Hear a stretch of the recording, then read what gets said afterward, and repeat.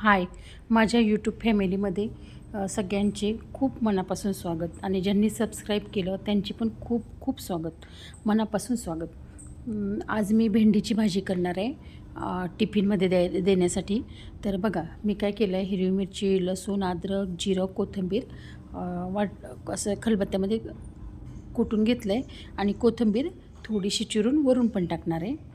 आणि आता भेंडीसाठी मी भेंड्या चिरून ठेवलेले आहे, धुवून चिरून ठेवलं आहे. तेल ठेवलं आहे तापवायला. त्याच्यामध्ये आता मोहरी टाकून घेतली आहे. मोहरी तडतड झाली की जिरं टाकणार आहे. जिरं टाकून घेतलं आहे आता भेंडीच्या भाजीमध्ये. तेल चांगलं तापून घ्यायचं, जिरं मोहरी टाकून घ्यायची आणि मग आपण ते कुटून घेतलेलं आहे ना, हिरवी मिरची, लसूण, जिरं, अद्रक, ते टाकून घ्यायचं. त्याच्यामध्ये छान टेस्ट लागते. अद्रकची पण टेस्ट एक छान लागते या भाजीला. लाल तिखट पण टाकू शकता, पण हिरवी मिरचीची पण टेस्ट एक वेगळीच येते भेंडीच्या भाजीला, छान लागते त्याच्यामुळं. आता टाकून घेतलं आहे ते हिरवी मिरची ते, आणि आता भेंड्या टाकून घेणार आहे त्याच्यामध्येच. आणि भेंडीची भाजी करताना ना, भेंड्या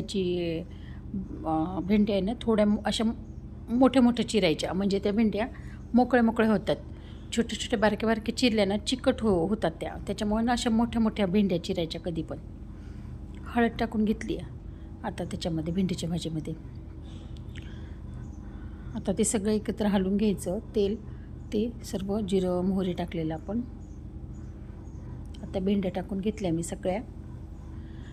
आणि आता आता त्याच्यामध्ये हलवून घेतले आणि त्या उरलेल्या भेंड्या पण मी सगळ्या टाकून घेतल्या.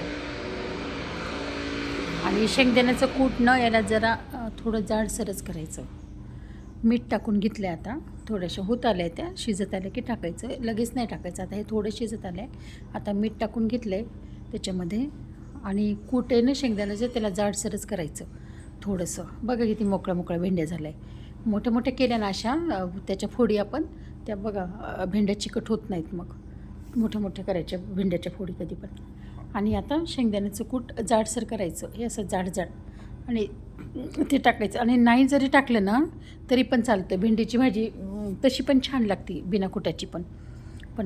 आमच्या घरात कोणाला कुटाची आवडते, कोणाला बिनकुटाची आवडते, त्याच्यामुळं मी कूट टाकलं. नाही तर तशी पण छान लागते, नाही जरी शेंगदाण्याचं कूट घातलं नाही भाजीत चालतं, छान लागते भेंडीची भाजी.